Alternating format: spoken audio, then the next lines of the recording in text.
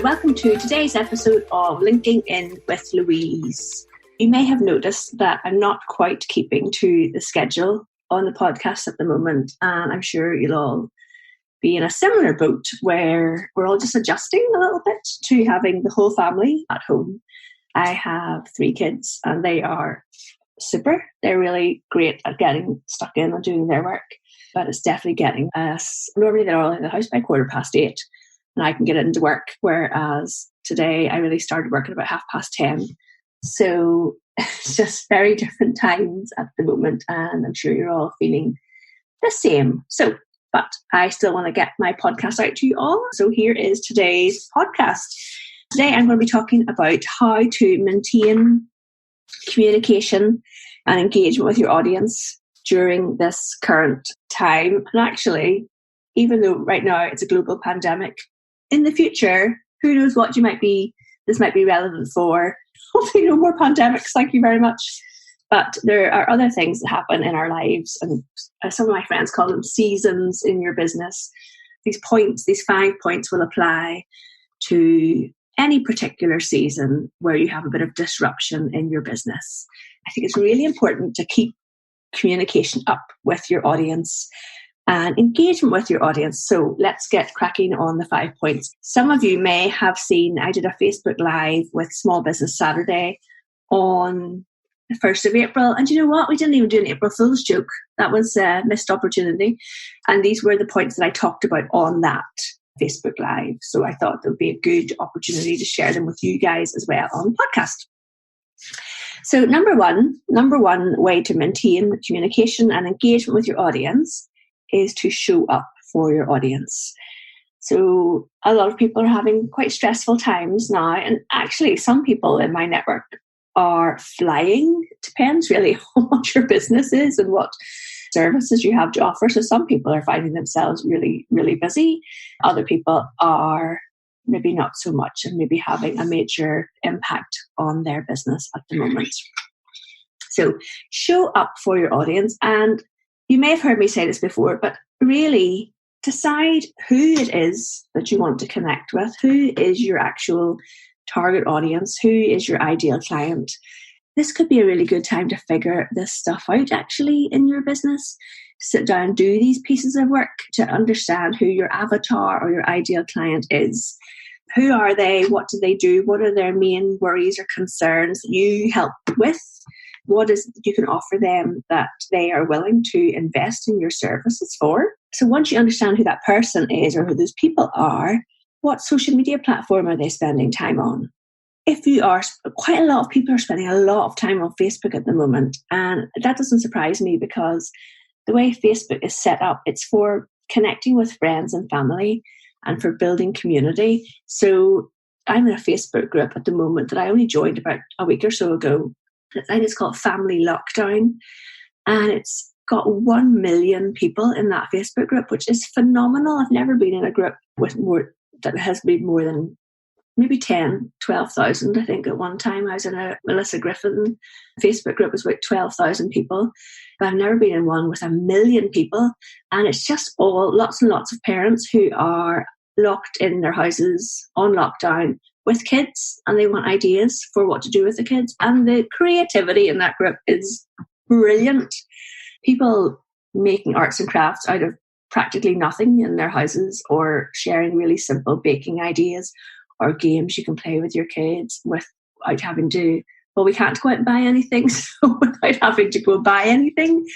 I actually looked on Amazon yesterday to see how much an exercise bike would cost, and it said it didn't matter what it cost because they wouldn't deliver it till June 2020, so that shows how popular that is. So I guess people who are selling exercise bikes are doing pretty well right now. But people go to Facebook to connect with their friends and family. They go to Instagram for some inspiration. So if you are, say, a coach, a business coach or a life coach, then I would definitely be thinking about having a strong Instagram presence right now, because people go there to get some kind of inspiration rather than, you think about Facebook and Facebook groups and Facebook community and people sharing content with each other. Instagram isn't like that. We don't go and have conversations, particularly on Instagram, although you can in the DMs. but people don't really go there for that purpose. They go for inspiration. One channel that I have not used and don't know how to use is TikTok. And a lot of people, I see TikTok doing a lot of great things at the moment because people are bored and they're stuck inside and they're making fun videos using TikTok. There's a guy called Tad Fleming, I think his name is, from the south of Ireland, and he has done just the most hilarious video with his family. It's 10 minutes long. It's one of the best things I've seen on Facebook, but it was part of what he was creating for TikTok. So might be worth exploring TikTok to make some fun content for your network. Then, of course, LinkedIn for business connections, and that is my platform of choice. Is the one that I focus on, the one that I can help you the most with. And people are, if you're thinking, well, Louise, if I go to LinkedIn, my business isn't really working as normal right now. Well, why don't you use LinkedIn to build up your network and show your thought leadership so that when people are ready to invest in your services, that you are top of mind because you've been showing up all along and sharing valuable content with your network. Then the other channel, of course, is Twitter, which I do love Twitter a lot. Sometimes I just have to get off Twitter, depending on what the current conversations are about. But it is a brilliant place for updates on news, connecting with journalists, and actually finding some of the funniest content online. And the people on Twitter have brilliant humour, I think. If you've never been to Twitter yet, go and have a little peek. And it really depends. With all of the social media platforms, there's you sharing your content, and then there's the content that you're seeing yourself. If you're on a platform and you don't like what you're seeing in your feed, change it, unfollow people, disconnect from people, and just follow people that inspire you, give you value, make you feel positive. Okay, guys? Don't be, especially now that we are all in our homes and we're not out and about and we're not meeting friends for coffee and all the lovely things that really connect us as a society. There's no need to be following negative stuff online and making it worse. Okay. Talking about doing positive things, we're watching some really good movies actually as well. Last night watched a movie called 8th Grade, which was kind of good. Yeah, no, I did like it. I liked it. Then I found out that one of my favourite Netflix series is back, like perfect timing. It's called Kim's Convenience. And if you haven't seen it, go and watch it. It is the most loveliest little 20-minute sitcom that's on Netflix. It's about a Korean-Canadian family and their convenience store, which sounds really bizarre as a recommendation, but just go watch it and let me know what you think of it. It's one of my favourite shows. All right, so number one is to show up. Understand who your audience is, just where they're hanging out online, and show up for them online. All right, number two is if you are finding yourself with a little bit extra time because you're not meeting clients and doing sales meetings and all that kind of stuff, think about starting something new. What about starting a podcast? What about starting a video series? I am going to be doing some videos for YouTube. I let you know when they're up. It's a new avenue for me. I think there's a lot of people who are searching for help with LinkedIn on YouTube. So I want to create some videos and see if that is going to increase traffic to my website and to my business. I let you know, I share how I'm going with you anyway. So I let you know if that plays out well. As with everything, try everything for 90 days. It's my take on life. And if it doesn't work, then swap it out and do something new. Talking of trying things for 90 days, I've been doing Joe Wick's PE with Joe for, what is this? This is his day 9. It is working. Tell you what, I feel fitter. I'm fitting into my jeans better. It's like, that's amazing because I'm eating cheesecake more. And I don't even need to do it for 90 days. So that's one habit I will definitely be keeping up. Yay, thanks, Joe Wicks. So yeah, think about starting something new. If you need help starting a podcast, starting a YouTube channel, there are lots of support out there for you. I know that Kate Erickson and Johnny Dimas have a super 5 or 7 day free podcast course. I will try and link that to that in the show notes for you. Actually, inside my Teachable site, I have the whole, I don't know if you remember, I did the Raise Your Online Visibility Summit, and Kate did a whole 30-40 minute teaching on that. inside one of my summits, and I'll share a link to that too. That entire thing, there's like 15 experts who've all got a 40-minute class, and the whole thing is like £97, well worth investing. There's also somebody teaching about YouTube in there. There's YouTube, there's email marketing, there's setting up a podcast, there are all the social media channels. There's also how to write a blog, how to do WordPress. Yeah, I must link to that actually, guys, because that's a really, really good resource, and it's like a complete steal, £97. So I will link to that.